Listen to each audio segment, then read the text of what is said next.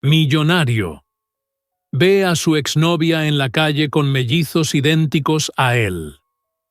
Cuando se acercó, el tráfico en la avenida Apoquindo, en el corazón del distrito financiero de Santiago de Chile, era una bestia de metal y furia, inmóvil bajo el sol de la tarde. Dentro del santuario de silencio de su Audi A8, Sebastián Valdivia tamborileaba los dedos sobre el volante de cuero, la impaciencia corroyendo su habitual compostura de acero. Acababa de terminar una llamada con su equipo en Miami, una negociación de millones de dólares despachada con la frialdad que lo caracterizaba.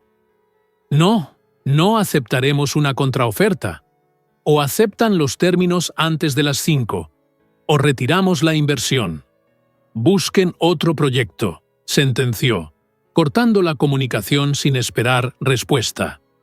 El silencio abrupto en el coche de lujo contrastaba con el caos de la ciudad. Fue en ese instante de quietud forzada que su mirada, entrenada para detectar fluctuaciones en el mercado de valores, fue capturada por una escena mundana al otro lado de la avenida. Frente a una heladería, una mujer de cabello castaño oscuro y rizado se arrodillaba en la acera.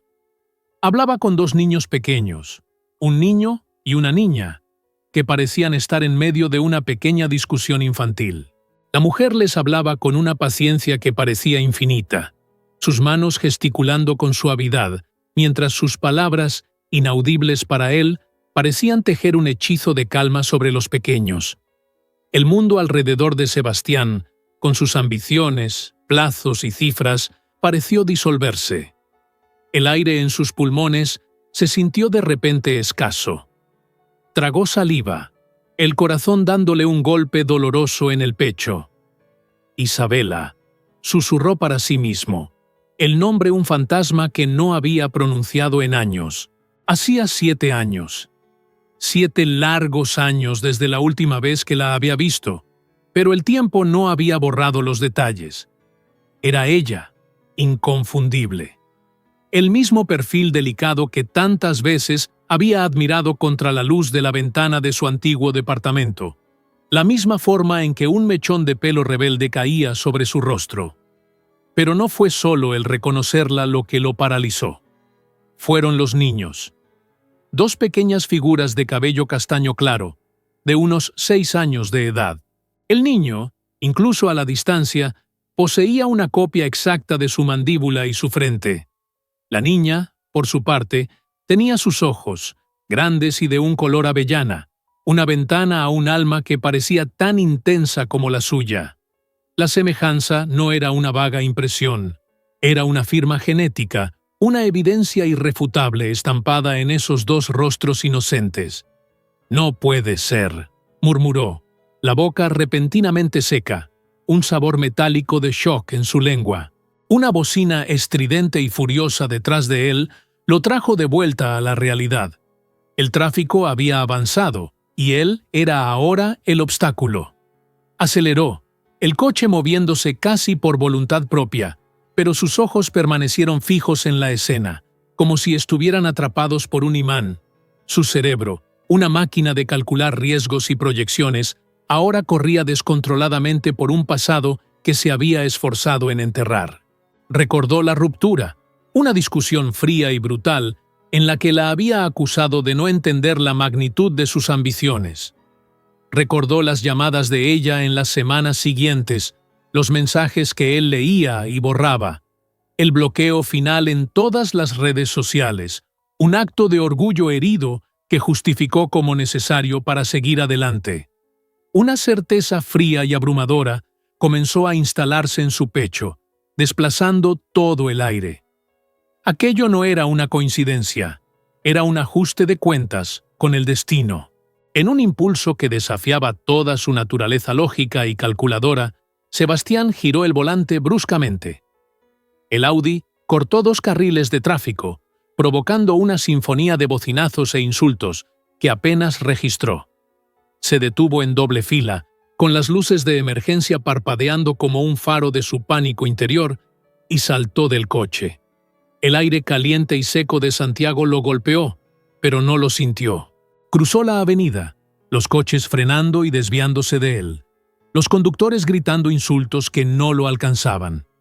Su universo se había reducido a esa acera, a esa heladería, a esa mujer. «¡Isabela!», llamó, la voz ronca, más alta de lo que pretendía. Ella se giró, y el reconocimiento en sus ojos fue como una onda de choque, rápidamente reemplazada por un pánico visible. Los niños dejaron de discutir, sus ojos curiosos fijos en el hombre alto y desconocido que se acercaba con tanta prisa. «¿Sebastián?», dijo ella, la voz un hilo, mientras se levantaba y en un gesto instintivo y primitivo se colocaba delante de sus hijos, un escudo humano contra la aparición de un fantasma.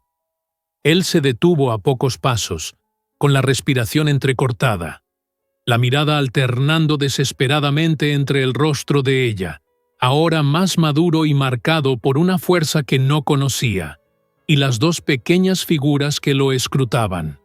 El niño lo observaba con una seriedad que era un espejo de sí mismo.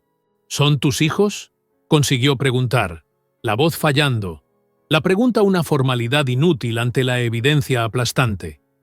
La confirmación de ella llegó con un «sí», firme, pero él vio cómo le temblaban las manos. El niño, más audaz, dio un paso adelante, saliendo de detrás de la protección de su madre. «¿Quién eres tú?», preguntó, la mirada directa, sin vacilar, una miniatura perfecta de su propia audacia. Sebastián sintió que el suelo se abría bajo sus pies. «Soy un amigo de tu mamá», respondió, las palabras sonando falsas y huecas. La tensión era una cosa física, palpable en el aire denso de la avenida. Necesitaba saber. «¿Qué edad tienen?». La pregunta salió como una petición de auxilio. Isabela dudó, una batalla silenciosa librándose en sus ojos. «6 años», respondió finalmente. La respuesta cayó sobre él con el peso de una sentencia, confirmando la cruel matemática que su mente ya había hecho. Necesitaba más. Respuestas, una explicación para ese abismo de 7 años. Pero Isabela retrocedió, guiando a los niños hacia la entrada de un edificio residencial cercano. «Por favor, vete», pidió, la voz ahora cargada de una súplica y de una rabia contenida durante mucho tiempo. La puerta de cristal del edificio se cerró, creando una barrera final. Desde fuera, en la ruidosa acera, se quedó él, el hombre que tenía el mundo en sus manos, pero que acababa de descubrir que había perdido su propio universo. Podía ver las siluetas de los tres en el vestíbulo. Isabela arrodillándose de nuevo para hablar con sus hijos, protegiéndolos del mundo y, sobre todo, de él. Tenía hijos, mellizos, y durante 7 largos, vacíos e imperdonables años nunca lo supo. Sebastián permaneció paralizado en la acera, un espectador de su propia vida desmoronándose al otro lado de una puerta de cristal. Observó cómo Isabela guiaba a los niños hacia el interior del edificio, sus pequeñas siluetas desapareciendo en la penumbra del vestíbulo. El ruido ensordecedor de la avenida Apoquindo, los coches, las bocinas, las voces, todo se convirtió en un zumbido distante y sin sentido. Su teléfono vibraba insistentemente en el bolsillo de su chaqueta, una llamada de Miami que en cualquier otro día habría sido su máxima prioridad, pero que ahora parecía pertenecer a una realidad lejana e insignificante. La imagen de los 2 rostros infantiles, un espejo de sus propias facciones, estaba grabada a fuego en su mente, una marca indeleble que redefinía todo su pasado y su futuro. Regresó a su coche como un autómata, moviéndose entre la multitud sin ver realmente a nadie. Un inspector de tránsito estaba junto a su Audi, escribiendo una multa. Sebastián ni siquiera intentó discutir. Tomó el papel, entró en el vehículo y se quedó inmóvil, con las manos en el volante, mientras el tráfico a su alrededor finalmente comenzaba a fluir. «Mis hijos», murmuró al silencio del coche, las palabras sonando extrañas, como si pertenecieran a otro hombre, a otra vida. La enormidad de esa revelación era un océano, y él se sentía ahogado. La noche fue una larga y tortuosa vigilia.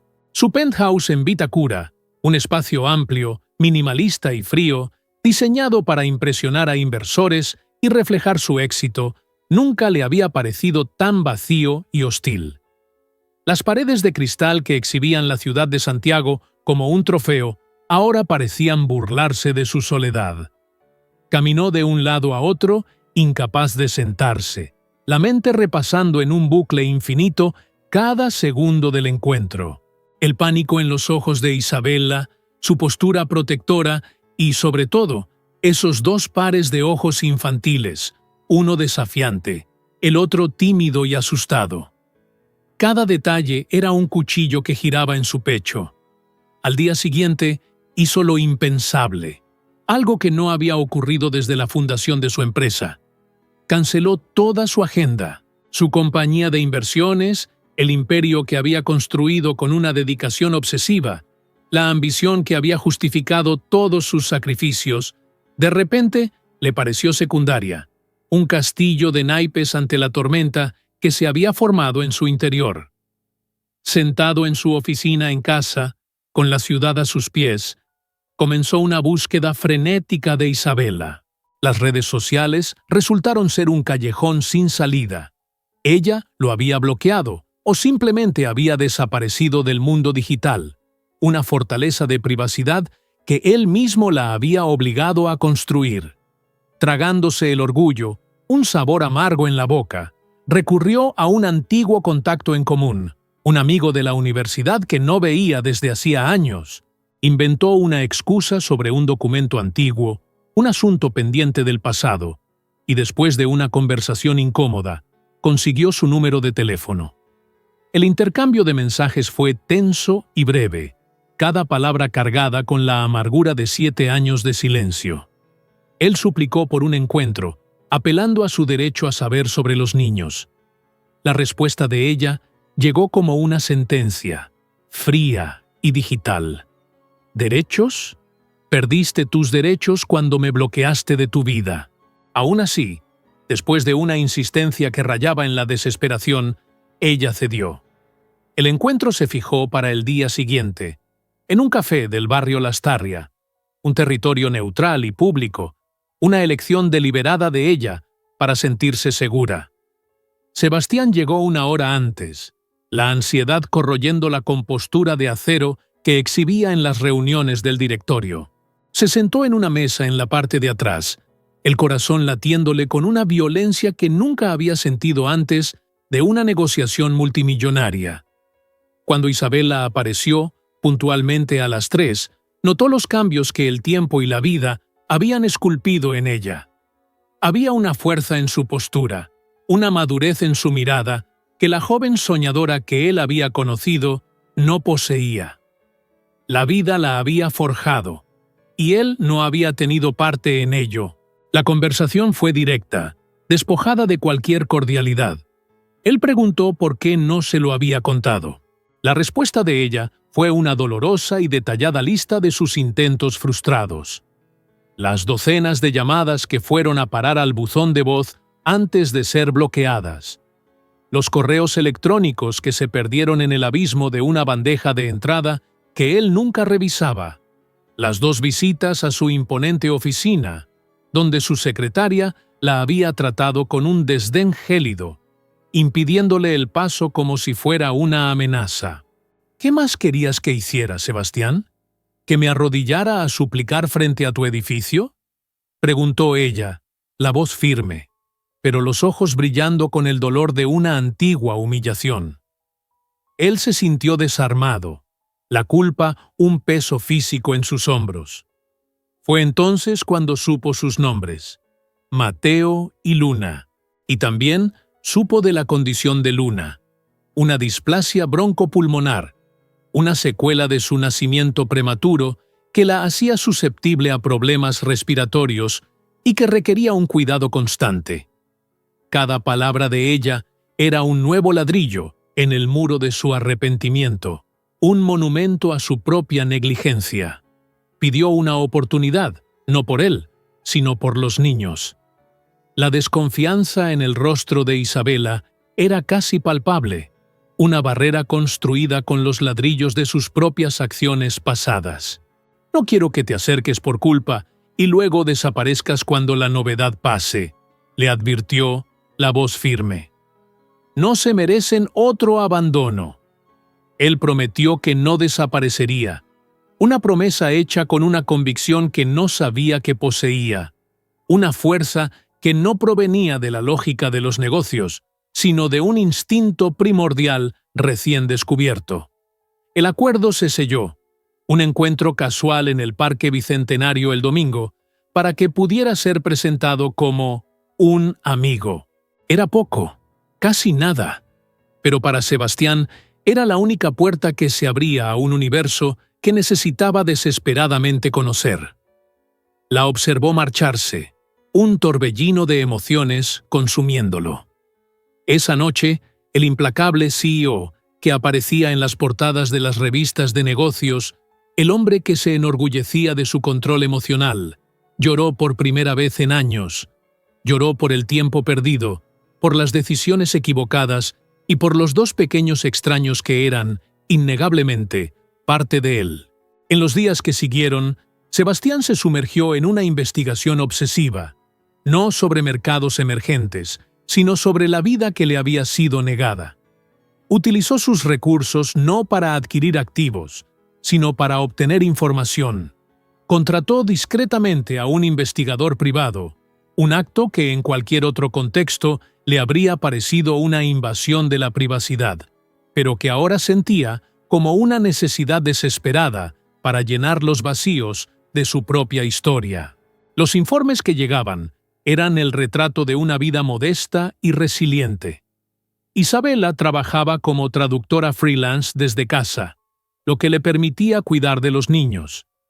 Vivía en un departamento arrendado en Ñuñoa, un barrio tranquilo y familiar, lejos del lujo ostentoso que él habitaba. No había registro de relaciones serias desde que se separaron. Su vida parecía haberse dedicado por completo a los niños. En su oficina, con la cordillera de los Andes como telón de fondo, Sebastián analizaba la información como si fuera un balance financiero. «¿Entonces, no hay ningún hombre en su vida?», preguntó al investigador, la voz tensa. La respuesta fue negativa. La rutina de ella era un ciclo constante: trabajo, terapias de luna, colegio, casa, los fines de semana, parques o actividades culturales gratuitas con los niños. Cada detalle era un testimonio silencioso de su dedicación, y cada testimonio era una nueva punzada de culpa para él. El investigador también le entregó copias de los certificados de nacimiento. Allí estaban los nombres: Mateo Morales y Luna Morales. El apellido de Isabela, solo. El espacio para el nombre del padre, un vacío legal y existencial que lo miraba desde la página. La sensación de ser un fantasma en su propia genealogía era abrumadora. La memoria de la ruptura volvió con una claridad dolorosa. Él estaba en la cúspide de la expansión de su fondo de inversión, trabajando 16 horas al día, impulsado por cafeína y ambición. Isabela se quejaba de su ausencia, de las promesas incumplidas. La gota que colmó el vaso fue cuando él canceló, por tercera vez, un viaje que habían planeado. «Tienes que elegir, Sebastián», le había dicho ella. «No puedo competir con tu empresa para siempre». Y él, ciego por el brillo del éxito inminente, eligió. Creyó que era un ultimátum, un drama innecesario. Nunca, en sus escenarios más delirantes, imaginó que ella podría estar llevando a sus hijos. El encuentro en el Parque Bicentenario el domingo era su única oportunidad. Llegó una hora antes, nervioso como un adolescente en su primera cita. Eligió ropa casual, intentando borrar la imagen del CEO multimillonario. Se sentó en una banca cerca de los juegos infantiles, observando a las familias que pasaban. un universo de normalidad del que nunca había formado parte. Cuando vio a Isabela y a los niños acercándose, su corazón se aceleró. Eran reales. Esos eran sus hijos. Caminó hacia ellos, intentando forzar una sonrisa tranquila. «Hola», dijo, la voz un poco más ronca de lo normal. «Mira, mamá, es el señor de la heladería», exclamó Mateo, el más extrovertido, señalándolo sin ceremonias. Luna, la más tímida, se escondió parcialmente detrás de su madre, observándolo con sus grandes ojos avellana. Isabela los presentó formalmente, explicando que Sebastián era un viejo amigo de mamá. La primera hora fue una danza extraña e incómoda. Sebastián intentaba encontrar una forma de conectar, pero se sentía como un actor en un escenario desconocido. Los observó jugar, memorizando cada gesto, cada risa. Vio cómo Mateo siempre se aseguraba de que su hermana no se esforzara demasiado, y cómo Luna, a pesar de su fragilidad, jugaba con una determinación que lo conmovió. Isabela mantenía una distancia segura, una observadora atenta, lista para intervenir en cualquier momento. Fue Mateo quien rompió el hielo. Corrió hacia él, sin aliento, sosteniendo un pequeño auto de juguete. «¿Sabes arreglarlo?», preguntó, mostrando una de las ruedas que estaba suelta. Sebastián, acostumbrado a arreglar sistemas financieros complejos, se sintió completamente desprevenido. Tomó el pequeño auto con un cuidado que se sorprendió a sí mismo. «Creo que sí», dijo. «Veamos».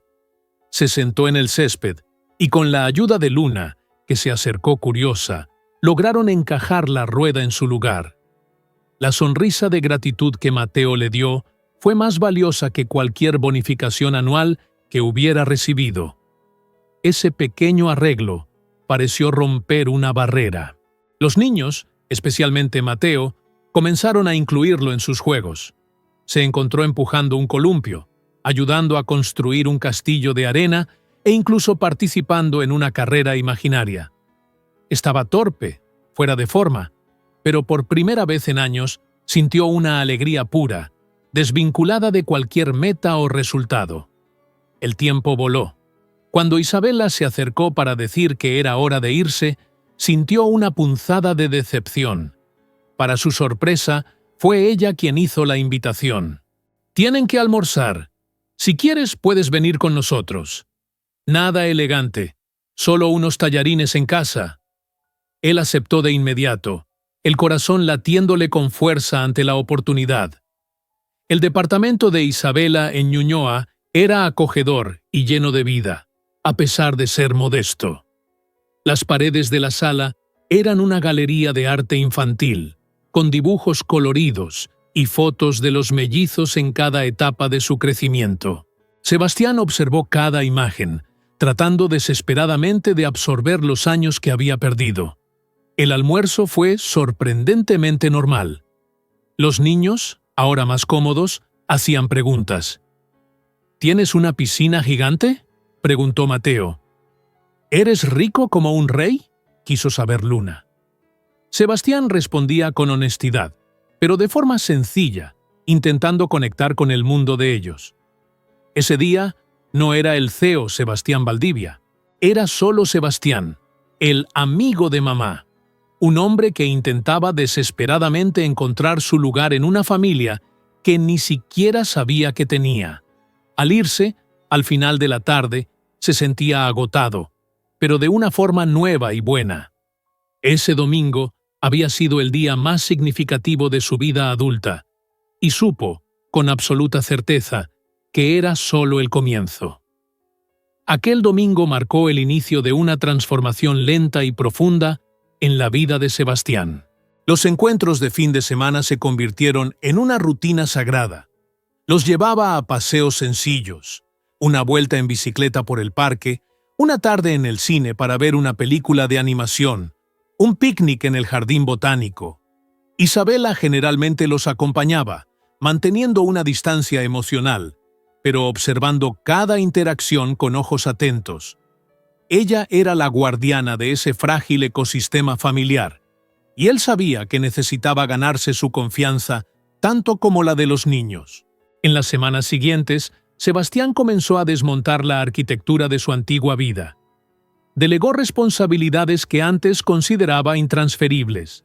Sorprendió a sus socios al rechazar viajes internacionales y empezó a realizar reuniones por video desde casa siempre que era posible.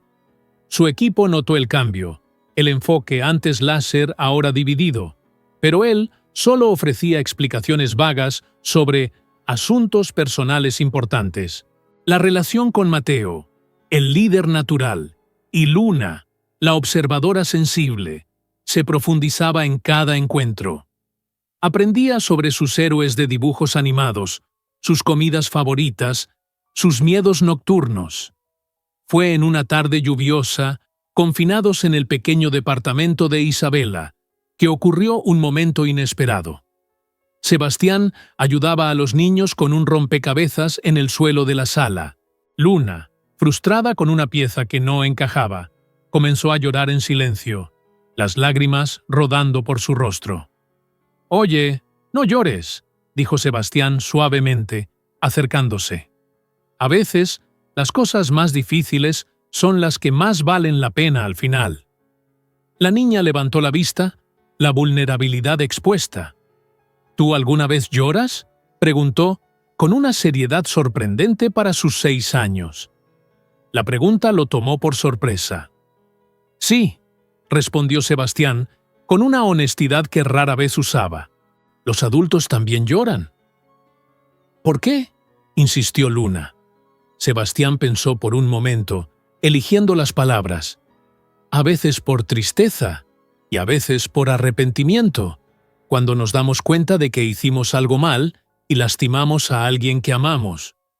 Luna lo miró intensamente, como si procesara cada palabra. «¿Alguna vez has lastimado a alguien que amas?», preguntó.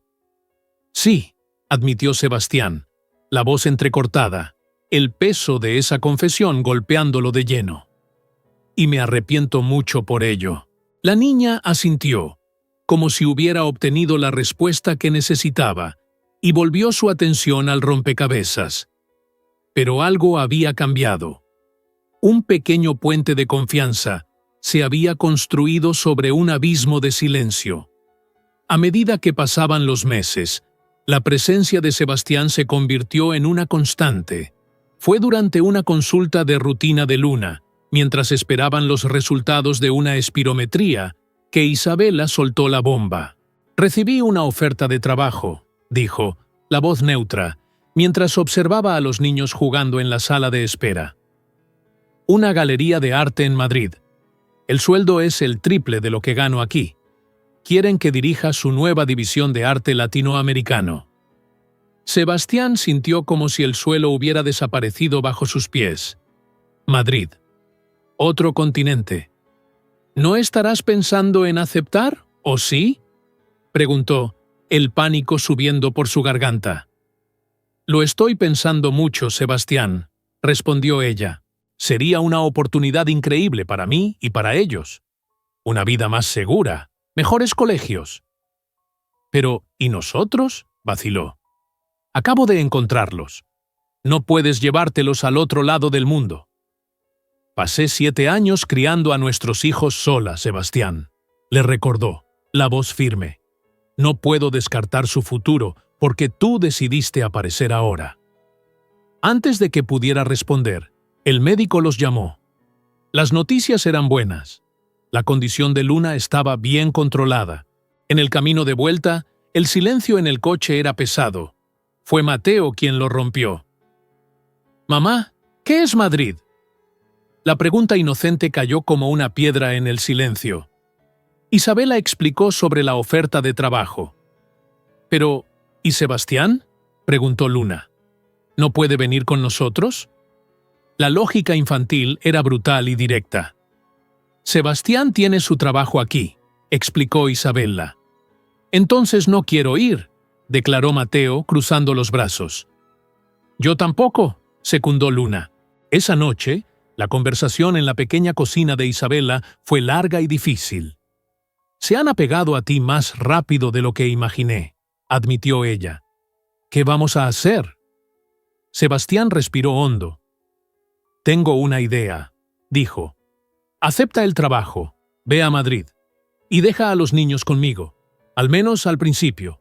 Déjame cuidarlos mientras te instalas. Puedo contratar ayuda, puedo hacerlo». La propuesta era una locura, pero en los ojos de Isabela vio un destello de consideración. El plan, por más insensato que pareciera, tomó forma. Isabela aceptó el trabajo y solicitaron la custodia provisional para Sebastián. La despedida en el aeropuerto fue lo más difícil que había hecho en su vida.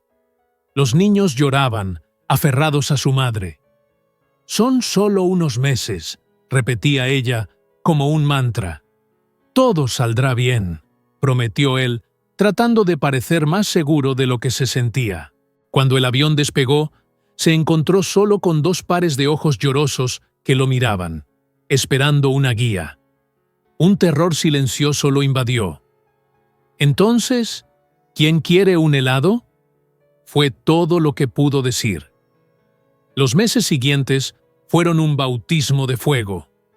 La rutina de padre, a tiempo completo, era un caos de mañanas apresuradas, tareas escolares, rodillas raspadas y fiebres nocturnas. Su penthouse, antes un santuario de orden, ahora era un patio de recreo ruidoso y desordenado. Pero en medio del caos, encontró un propósito que nunca había conocido. Descubrió que era capaz de hacer panqueques con forma de estrella, que sabía contar cuentos para dormir con voces diferentes, y que el abrazo de un hijo podía curar el cansancio de cualquier día. Cuando Isabela regresó a Chile para una visita, encontró a un hombre transformado, y encontró a unos niños que, a pesar de la nostalgia, estaban seguros y felices. La conversación sobre el futuro fue diferente. No había más acusaciones, solo dos personas tratando de encontrar la mejor solución para su familia única. Acordaron intentar un acuerdo de custodia compartida, con ella pasando temporadas en Chile. Se inició el proceso para añadir el nombre de Sebastián a los certificados de nacimiento.